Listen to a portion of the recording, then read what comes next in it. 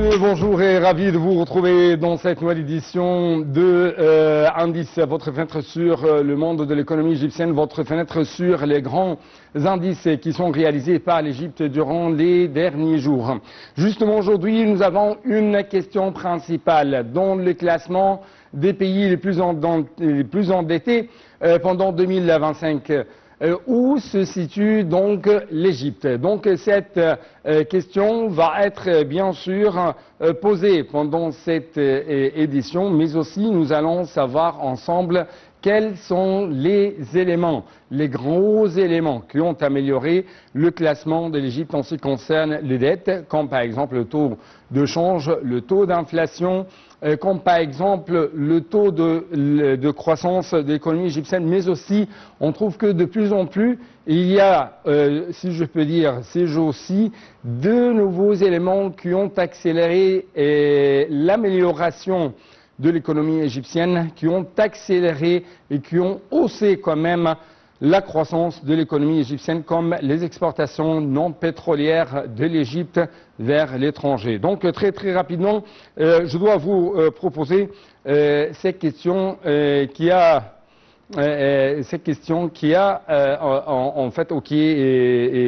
attiré beaucoup l'attention du monde entier, notamment la région arabe, notamment avec plus de précision la presse arabe. Justement, la récente amélioration de taux d'endettement par rapport à la production est due à certaines évolutions positives de l'économie.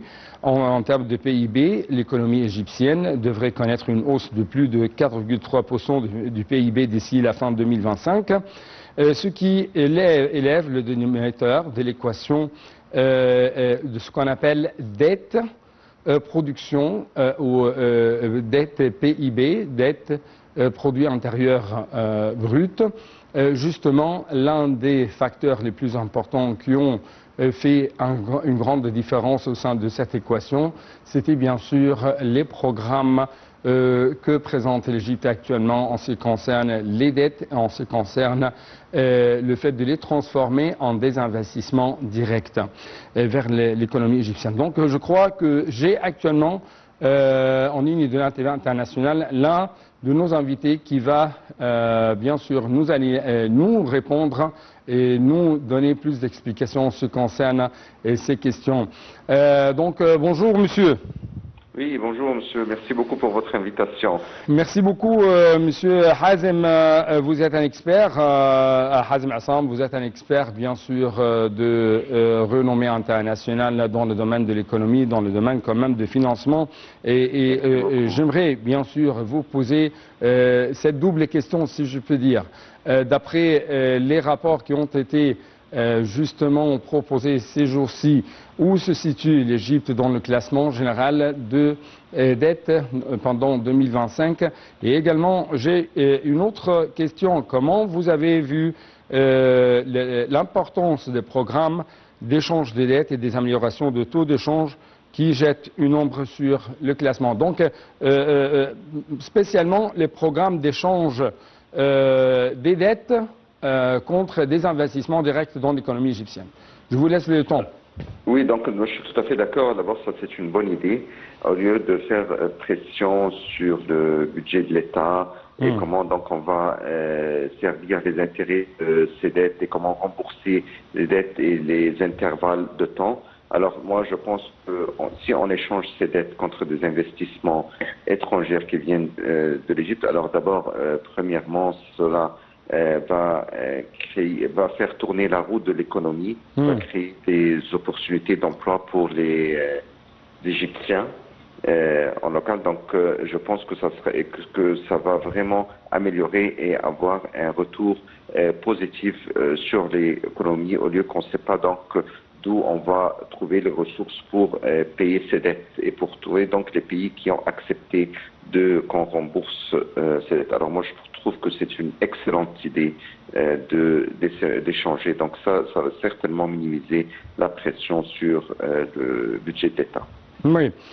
Justement, nous avons d'autres questions. On parle avec plus de précision que l'Égypte se trouve à la 32e position dans le classement général des pays les plus endettés pendant 2025. Mais justement, nous avons une question également très importante, c'est comment l'amélioration du taux de change affecte le taux de dette. Je dis ça parce que selon des experts, selon des rapports économiques, l'autre côté de l'équation de l'amélioration de classement de l'Égypte dans le domaine des dettes, c'était la hausse du taux de change de la livre égyptienne contre le dollar de plus de 7% depuis le début de l'année.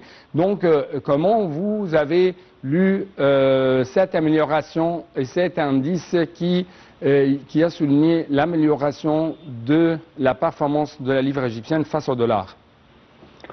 Bon, moi, à mon avis, comment je l'ai vu ça de mon côté, ça se voit que maintenant les investisseurs, ils ont donné plus de confiance au gouvernement égyptien pour venir investir et surtout donc on peut trouver donc le transfert, l'envoi des fonds des Égyptiens qui travaillent à l'étranger. Maintenant, ça passe maintenant par donc maintenant ce qui a fait augmenter nos réserves de devises étrangères et en particulier le dollar. Oui. Parce que toutes les dettes donc seront payées en dollars. Alors, et l'Égypte vraiment est connue elle offre on a plusieurs ressources économiques de flux de devises étrangères. D'abord, on a aussi le tourisme. Ouais. Je pense que vu maintenant la situation politique de l'Égypte et surtout récemment après qu'on a accueilli donc le congrès de Sharm el-Cheikh pour la paix. Donc le sommet de Sharm el-Cheikh pour la paix, donc cela bien sûr a participé à faire augmenter le tourisme et ça a coïncidé aussi avec l'inauguration du Grand Musée d'Égypte.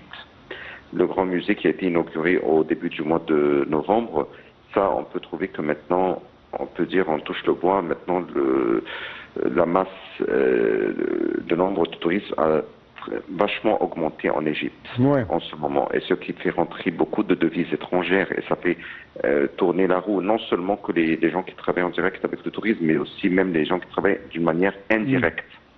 Alors ça, c'est aussi une source de devises étrangères qui vont rentrer en Égypte. Et troisièmement aussi, l'industrie, maintenant, l'Égypte a commencé, maintenant, on est devenu parmi les pays exportateurs maintenant des produits non pétroliers, maintenant grâce bien sûr à la zone économique du canal de Suez. Il y a pas mal d'usines qui ont été montées et qui commencent maintenant à exporter leurs produits en Égypte. Moi j'étais aux Émirats récemment et j'ai trouvé maintenant des choses qui viennent de l'Égypte. On parle également en ce qui concerne les investissements ou comment les dépôts sont transformés en des investissements en direct. On parle actuellement dans ces rapports, quand même les articles au niveau arabe ou au niveau international, les articles de presse jettent la lumière sur les efforts considérables dont le programme d'échange de dettes le plus récemment la semaine dernière avec l'Allemagne. On trouve que la conversion des dépôts de certains pays arabes en investissements, c'est un programme dont l'impact deviendra plus évident dans la période à venir avec les accords, par exemple, de l'As Choukir sur la côte de la mer Rouge et Al Amroum dans le gouvernorat de Marsa Matrouh au nord-ouest de l'Égypte. Donc, comment vous trouvez l'importance de ça? Comment vous trouvez, si je puis dire, l'impact de tels investissements directs sur, bien sûr dans le domaine immobilier, sur la performance de l'économie égyptienne en ce qui concerne la croissance, bien sûr, la croissance économique, mais aussi dans l'autre côté sur le taux d'endettement? Alors là, bien sûr, du moment que quand ces pays-là, le Qatar et l'Allemagne, quand ils ont bien sûr injecté des flux en devises étrangères en Égypte, donc ce qui va augmenter nos réserves. Et en plus, ça, ce sont des investissements à long terme. Alors, c'est pas des gens qui ont acheté quelque chose, non, c'est des investissements qui vont faire tourner la roue. Donc, ils vont créer des opportunités d'emploi. Il y aura donc plusieurs domaines qui vont faire marcher plusieurs domaines dans l'économie. Donc, moi, à mon avis, ça va bien activer la roue et l'économie égyptienne. Et à part, bien sûr, l'injection de ces flux, ce qui va monter les réserves, ce qui va pouvoir que l'Égypte pourra bien sûr rembourser ses dettes et les taux d'intérêt, et en plus viser ces flux-là dans d'autres domaines dont nous avons besoin, par exemple dans les domaines médicaux, dans le domaine de l'enseignement. Donc, c'est bien qu'on augmente et aussi encourager des industries pour l'exportation. Oui, oui. Justement... et là, d'ailleurs, dans plusieurs pays, ils font pareil. Hein. Par exemple, comme exemple, en France, le Qatar a beaucoup investi donc suit le même programme ici comme en Égypte. Ils le font aussi à Paris. Oui. Monsieur Hazem, j'aimerais bien sûr vous poser une autre question. Concernant bien sûr l'économie égyptienne qui a connu l'amélioration significative des taux d'inflation selon les rapports officiels et qui sont tombés à des niveaux d'environ 12% au cours des 2 derniers mois.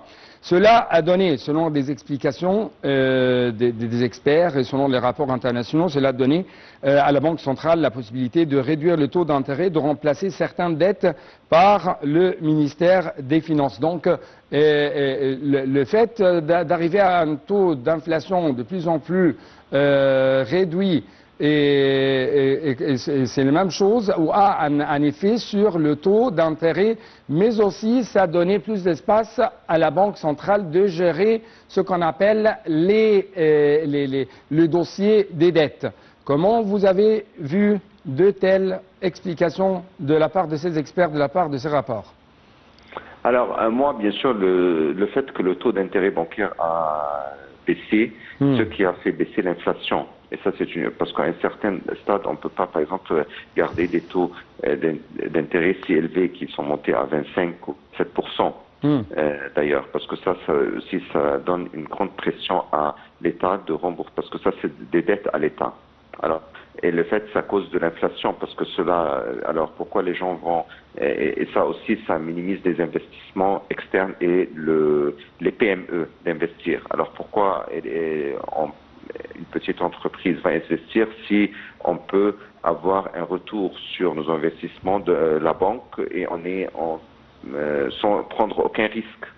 Alors, à mon avis, ça, bien sûr, ça a participé à la baisse de l'inflation parce que ça a encouragé beaucoup de PME d'investir et aussi ça a baissé la pression à la Banque centrale de payer ses dettes et bien sûr se diriger à autre chose où on va maintenant gérer, parce que maintenant il y a un réserve, le réserve va augmenter, il y a un flux de devises, il y a un flux d'argent qui est rentré. Comment on peut donc investir cet argent-là sur des projets qui vont nous donner un retour à court terme, à moyen terme et à long terme.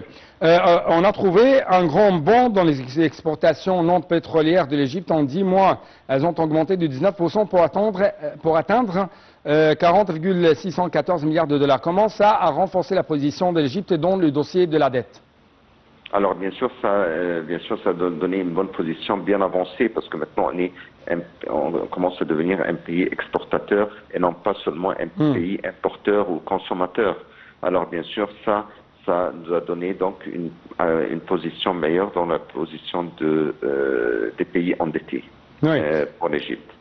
Alors moi je pense que c'est ça bien sûr l'avenir. Il faut bien sûr penser que on doit produire en Égypte et profiter de la situation géographique de l'Égypte qu'on se trouve entre les 3 anciens continents et aussi la main-d'œuvre égyptienne qui est une main-d'œuvre qualifiée et compétitive. Donc l'Égypte a tous les atouts pour vraiment encourager et surtout ce qu'on peut amener, c'est le savoir-faire de l'étranger. On peut former les Égyptiens pour bien sûr exporter et non seulement bien sûr exporter des matières premières comme on faisait, non.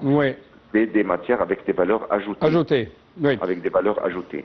Donc on n'est pas ici un pays seulement où ils prennent les matières premières à des prix pas chers de chez nous et après ils font des ajouts.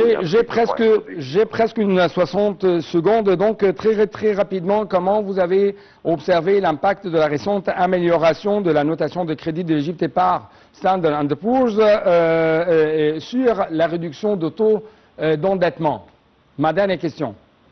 Alors, moi, bien sûr, le fait que du moment quand l'Égypte est sur la bonne voie pour des questions d'investissement et pour l'économie, donc du moment que ça, alors c'est tout à fait normal que les institutions mondiale vont bien sûr changer la position de l'Égypte en position plus avancée, plus améliorée. Alors ça se voit que vraiment l'Égypte est sur la bonne voie pour l'investissement et pour l'économie. Monsieur Hazem Assam, bravo pour tous les dirigeants, le peuple et tout. Oui, Monsieur Hazem Assam, je dois vous remercier infiniment pour cette intervention téléphonique, mais aussi pour de telles explications très appréciées. Merci beaucoup et c'est avec ça, chers téléspectateurs, nous devons clôturer cette édition. Merci beaucoup à vous et à la prochaine.